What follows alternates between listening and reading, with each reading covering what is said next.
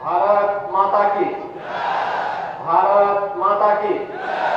भारत माता की, वंदे वंदे वंदे। केंद्रीय नागरिक उड्डयन मंत्री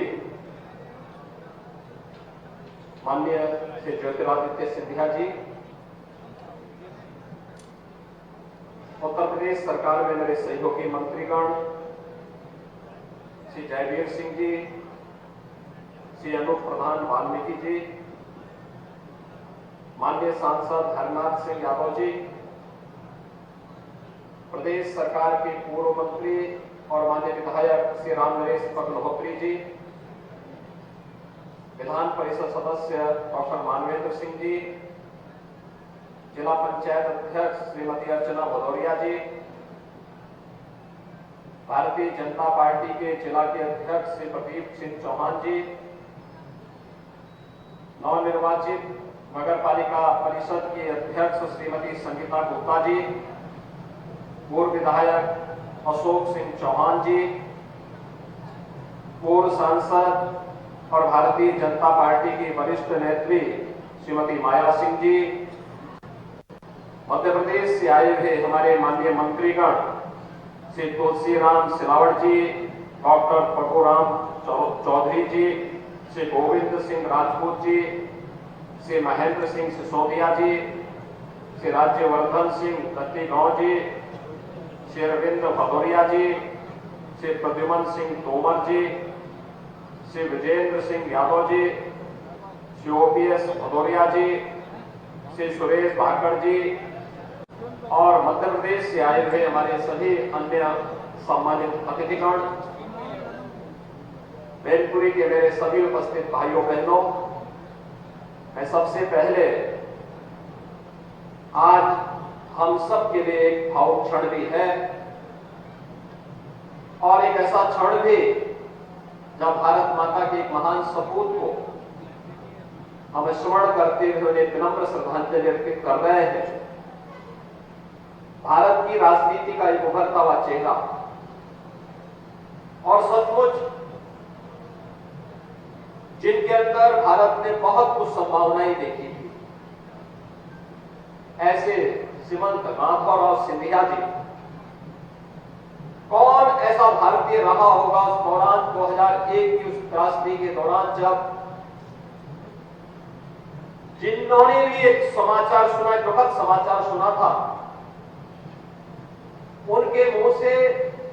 विनम्र श्रद्धांजलि और नमन के शब्द न फूटे हो। राजनीति की दीवारों को तोड़ करके हर जाति, हर मत, हर मजहब,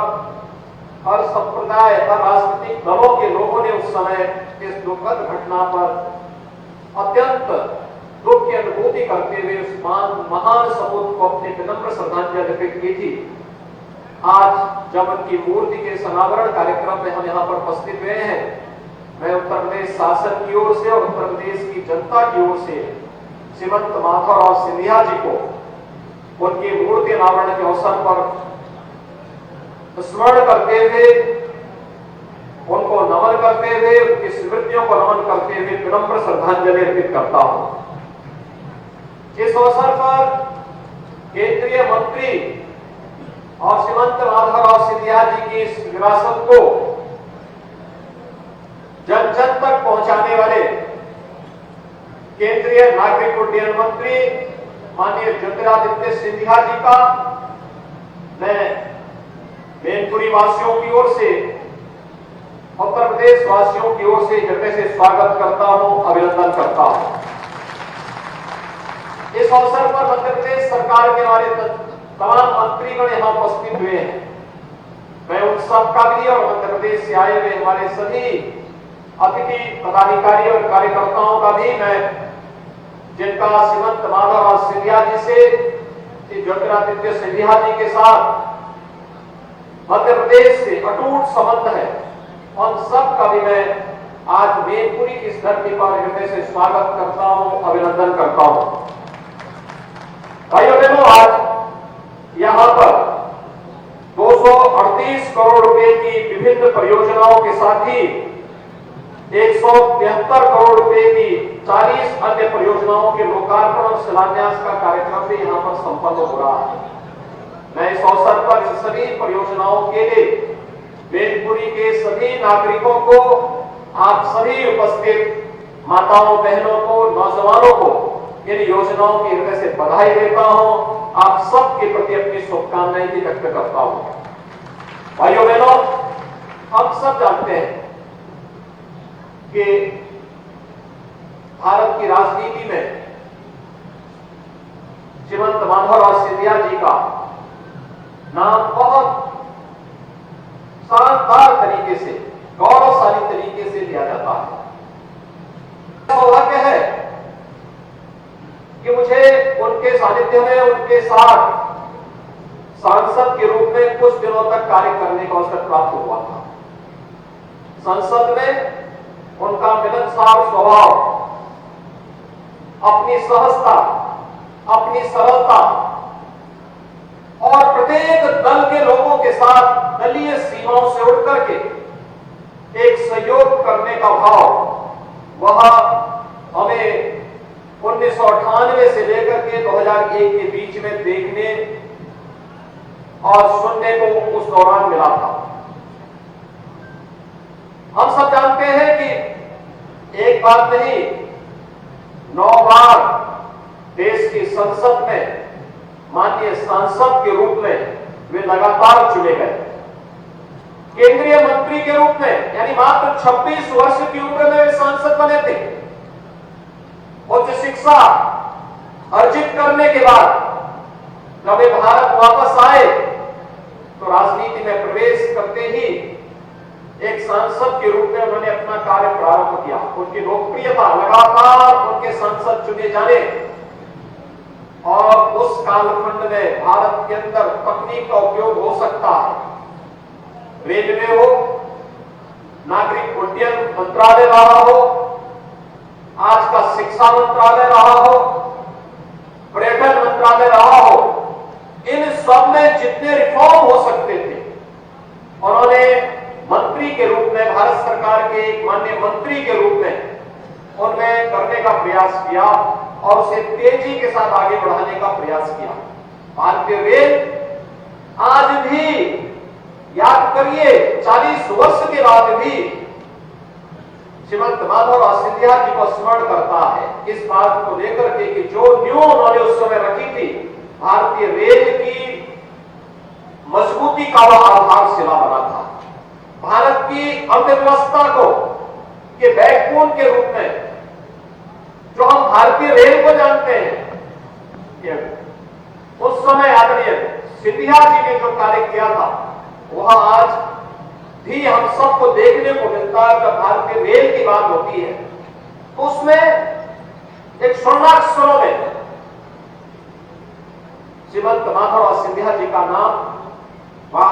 हम सबको देखने, सुनने और रेलवे के वर्तमान स्वरूप में हम सबको देखने को मिलता है। रेलवे की भी स्पीड होनी चाहिए। रेलवे केवल अपनी मीटर गेज तक सीमित न रहे, बल्कि रेलवे की अपनी स्पीड भारत की अर्थव्यवस्था की स्पीड के रूप में बढ़ती हुई दिखाई दे। शताब्दी ट्रेन की शुरुआत उस समय की एक अद्भुत और रोमांचकारी घटना हुआ करती थी और मुझे लगता है कि कोई भी ऐसा सांसद नहीं होगा जो ये न मांग करता रहोगे साहब एक शताब्दी मेरे यहां से भी शुरू कर दी जाए या मेरे क्षेत्र को भी इससे जोड़ा जाए। हर वो एक मांग होती थी और भाइयों बहनों, एक सकारात्मक सोच के साथ उन्होंने राजनीति की। व्यक्तिगत राग और द्वेष से ऊपर करके उन्होंने राजनीति में करते थे। सबको साथ लेकर के चलने का एक सामर्थ्य था। एक बड़े परिवार में, राज परिवार में जन्म लेकर के भी अंतिम पायदान पर बैठे हुए व्यक्ति के बारे में उनकी बड़ी सकारात्मक और स्पष्ट सोच थी। यह उन्हें लोकप्रिय भी बनाती थी और साथ साथ उन्हें भारत की राजनीति के एक चमकते हुए सितारे के रूप में हर व्यक्ति उस रूप में देखता था। लेकिन दुखद घटना ने सन 2001 में उन्हें हमसे छीना। ये क्षेत्र जिसके बारे में 1770-71 में उस समय सिंधिया राजघराने में उस समय की अपनी सेना के माध्यम से अफगानों को यहां से भगाने, उनकी क्रूरता से इस क्षेत्र को मुक्त कराने में जो अपना योगदान किया, अपने पूर्वजों के द्वारा मुक्त कराई गई भूमि में ही उन्होंने अंतिम श्वास ली। और आज इसी स्थान पर, जहां पर इस चौराहे के नाम, जो चौराहा श्रीमंत माधवराव सिंधिया जी के नाम पर है, उनकी इस भव्य प्रतिमा का अनावरण का कार्यक्रम यदि कुछ देर पूर्व हम लोगों को करने का अवसर प्राप्त हुआ है। वहां पर उस स्थल की भव्यता, उसके सुंदरीकरण का कार्य हमारा पर्यटन विभाग करेगा ही, लेकिन यहां से कुछ दूरी पर जो स्मारक बना श्रीमंत माधवराव सिंधिया जी का, वह स्थान बहुत छोटा है। उस स्थान को एक भव्य पार्क के रूप में विकसित करने, वहां पर भी उनकी मूर्ति स्थापित हो, वहां पर भी सुंदरीकरण के कार्यक्रम, वहां के पहुंच मार्ग और वहां पर सड़क मार्ग के साथ साथ विद्युतीकरण के कार्यक्रम को भी जिला प्रशासन विलंब उसको आगे बढ़ाने का कार्य करे, जिससे एक प्रेरणादायी व्यक्तित्व से यहाँ के युवा और राजनीति में आने वाले, सार्वजनिक जीवन में कार्य करने वाले हरेक दल के नौजवानों को भी एक नई प्रेरणा प्राप्त हो सके। खासतौर पर युवाओं के लिए सार्वजनिक जीवन में जो लोग अपना भविष्य देखना चाहते हैं, उनके लिए उनका व्यक्तित्व और उनका कृतित्व प्रेरणादायी है, प्रेरणादायी रहेगा। और इस दृष्टि से इस स्मारक को उस प्रकार का एक स्वरूप देने की आवश्यकता है और उस कार्यक्रम को हमें पूरी तत्परता के साथ आगे बढ़ाना है। इसको श्री जयवीर सिंह जी, यहाँ के हमारे लोकप्रिय विधायक श्री रामनरेश अग्निहोत्री जी, यहाँ के जिला प्रशासन के साथ मिलकर के इन सभी कार्यक्रमों को पूरी तत्परता के साथ आगे बढ़ाने का कार्य करेंगे। यह मैं आप सबसे उम्मीद रखता हूं और राज्य सरकार इसमें भरपूर सहयोग करेगी। भाइयों बहनों, यहाँ पर अभी आप सबके सामने माननीय श्री ज्योतिरादित्य सिंधिया जी ने गोरखपीठ, गोरखपुर और ग्वालियर घराने के साथ संबंधों की चर्चा की। हम सब जानते हैं कि स्वाभाविक रूप से जब उत्तर प्रदेश विदेशी आक्रांताओं से भयभीत रहा होगा, यहां पर भय और दहशत का माहौल रहा होगा, उस कालखंड में जिन महापुरुषों ने उस आतंक से इस क्षेत्र को मुक्त करने का योगदान किया था, उनको सम्मान देना इस संतों की परंपरा रही है और गोरखपीठ के संतों की परंपरा ने सदैव से महत्व दिया है। उस समय के हमारे पूज्य संतों ने, गोरखपीठ के हमारे पूर्वजों ने, उस समय के योगेश्वरों ने, वहां के गोरखपीठ की परंपरा के उन पीठाधीश्वरों ने अपनी उस परंपरा का निर्वहन किया कि भारत की सुरक्षा के लिए, भारत की रक्षा के लिए, धर्म की रक्षा जिनके कारण हो पा रही है, उन्हें एक उचित उपाधि से सम्मानित किया जाना चाहिए, क्योंकि अनाथ हुई भारत की जनता के लिए उस समय नाथ के रूप में उन्होंने योगदान किया था। इसलिए श्रीनाथ की उपाधि से उस समय के श्रीमंत माधवराव सिंधिया जी के पूर्वजों को उस समय भी गोरखपीठ की परंपरा ने नवाजने का काम किया था, सम्मानित करने का काम किया था, क्योंकि वे उसके हकदार थे। विदेशी आक्रांताओं को दूषित करके उन्हें भारत की धरती के बाहर धकेलने का कार्य उन्होंने 18वीं सदी में किया था और स्वाभाविक रूप से धर्म की स्थापना का जो महत्वपूर्ण भूमिका का कार्य उस कालखंड में उनके द्वारा किया गया था, वह आज भी हमारे लिए स्मरणीय है, अभिनंदनीय है। और इसके लिए मैं उन पूर्वजों को भी विनम्र श्रद्धांजलि और नमन करता हूं। भाइयों बहनों, श्री राम जन्मभूमि आंदोलन के दौरान राजमाता विजयाराजे सिंधिया जी का योगदान, वैसे राजमाता का जन्मभूमि तो उत्तर प्रदेश ही है और उत्तर प्रदेश उनका जन्मभूमि होने के नाते हर उत्तर प्रदेश वासी उन्हें राजमाता के रूप में अपार आदर और सम्मान का भाव रखता है। धर्म के प्रति कितनी अगाध निष्ठा थी राजमाता जी की। और जब राम जन्मभूमि आंदोलन की बात आई थी राम जन्मभूमि आंदोलन के लिए किस प्रकार की भूमिका और पृष्ठभूमि रची जानी चाहिए, उस समय साधन नहीं थे। उस समय ग्वालियर राज परगना ही इस पूरे कार्यक्रम के लिए योगदान देता था, उस कार्यक्रम को आगे बढ़ाता था और कार्यक्रम मजबूती के साथ आगे बढ़ा। और आज ये हमारा सौभाग्य है, आदरणीय प्रधानमंत्री मोदी जी के नेतृत्व में जब आजादी के अमृत महोत्सव कार्यक्रम के साथ हम जुड़े हुए हैं। याद रखिए, मुख्य महोत्सव को संबोधित करते हुए प्रधानमंत्री मोदी जी ने पंचप्रण की बात की और पंचप्रण में एक बात विरासत का सम्मान करने की बात की थी। उस क्रम में विरासत का सम्मान, अयोध्या में श्री राम जन्मभूमि पर भगवान श्री राम के भव्य मंदिर के निर्माण का कार्यक्रम उसी विरासत के सम्मान का हिस्सा है। और हमें इस वर्ष के अंत तक या जनवरी 2024 में अयोध्या में रामलला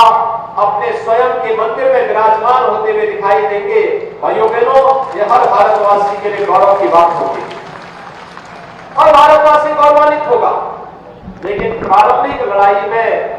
राजमाता विजयाराजे सिंधिया जी का जो योगदान था वह विस्मरणीय है, अतुलनीय है। कितने यानी भारत की राजनीति को किस प्रकार की एक सकारात्मक सोच के साथ अपनी विरासत का सम्मान करते हुए आगे बढ़ाना है, यह दृष्टि राजमाता ने हम सबको दिया था। भाइयों बहनों, आज मैनपुरी से जुड़े हुए विकास की तमाम योजनाओं को हम आगे बढ़ा रहे हैं। यहाँ के बाईपास की बात अभी जयवीर सिंह जी कह रहे थे। हम तो हर उस विकास के कार्य को आपके इस क्षेत्र में निभाना चाहते हैं और मैं आभारी हूं मैनपुरी वासियों का, जिन्होंने नगर निकाय चुनाव में इतना भारी समर्थन भारतीय जनता पार्टी के प्रत्याशियों को दिया, फिर दिया और लगातार दे रहे हैं। जिस प्रकार से उत्तर प्रदेश के अंदर हाईवे, एक्सप्रेस हाईवे और सड़कों का संचार विशा है, विद्युतीकरण की आपूर्ति बढ़ी है, हर गरीब को बिना भेदभाव के शासन की योजनाओं के साथ जोड़ने का कार्य हुआ है, हर गरीब को शासन की सहायता सुगमता से प्राप्त हो सके, इसके लिए जो कार्य प्रारंभ हुआ है वह किसी से छुपा हुआ नहीं है। आज चेहरा देख करके कार्य नहीं होता, हर व्यक्ति को उसकी सुविधा का लाभ, यानी 6 वर्ष में प्रधानमंत्री मोदी जी के मार्गदर्शन और नेतृत्व में 54 लाख गरीबों को तो हम लोगों ने एक आवास उपलब्ध कराया है। प्रधानमंत्री आवास योजना में एक आवास 54 लाख गरीबों को, 2 करोड़ 61 लाख गरीबों के लिए एक शौचालय निर्माण का कार्य हुआ। 1,21,000 गांव के मसले ऐसे थे जिन तक बिजली कभी पहुंची ही नहीं थी, वहां तक बिजली पहुंचाने का काम और 1,75,000 परिवारों को बिजली में फ्री में बिजली कनेक्शन उपलब्ध करवाने का काम भी किया गया। 1 करोड़ परिवारों को हम लोग आज निराश्रित महिला पेंशन, वृद्धावस्था पेंशन और दिव्यांग जन पेंशन में 12,000 रुपए सालाना उपलब्ध करवाने का कार्य कर रहे हैं। भाइयों बहनों, ये सभी कार्यक्रम पूरी तत्परता के साथ करने के कार्य हो रहे हैं। विकास के कार्यक्रमों को भी आगे बढ़ाने का कार्य हो रहा है। औद्योगिकीकरण के साथ स्थानीय स्तर पर ही रोजगार का सृजन हो, इंस्टीट्यूशन को इंडस्ट्री के साथ जोड़कर के स्किल डेवलपमेंट और रोजगार सृजन के कार्यक्रम भी हो, बिना भेदभाव के शासन की योजनाओं का लाभ भी मिले, हर नौजवान को अपने जीवन में शासन की सेवा या जीवन के जिस भी क्षेत्र में जाना चाहता है वहां पर उसके लिए अवसरों की कमी न हो, इसके लिए डबल इंजन की सरकार पूरी तत्परता के साथ कार्य कर रही है। और आज मैं फिर आपको इस बारे में कह सकता हूं कि भाइयों बहनों, हम लोगों ने अपने जीवन में इस बात को तय किया है, अपराध और अपराधियों के प्रति, भ्रष्टाचार और भ्रष्टाचारियों के प्रति जीरो टॉलरेंस की नीति के तहत सरकार लगातार कार्य करेगी। किसी भी प्रकार की लांग लपेट के बगैर, बिना किसी भेदभाव के शासन की योजना का लाभ समाज के हरेक तबके तक पहुंचाने का कार्य सरकार करेगी। और हर गरीब की सुनवाई के लिए जो एक तंत्र विकसित किया गया है, यह तंत्र अनवरत रूप से अपना कार्य करते हुए उत्तर प्रदेश के सभी 75 जनपद विकास की दौड़ में एक नई प्रतिस्पर्धा के साथ आगे बढ़ेंगे और प्रधानमंत्री मोदी जी के संकल्पों के साथ जुड़ करके भारत को जहां दुनिया की सबसे बड़ी अर्थव्यवस्था के रूप में स्थापित करना है, वहीं उत्तर प्रदेश भी भारत के विकास की एक ग्रोथ इंजन के रूप में अपना योगदान दे सकेगा।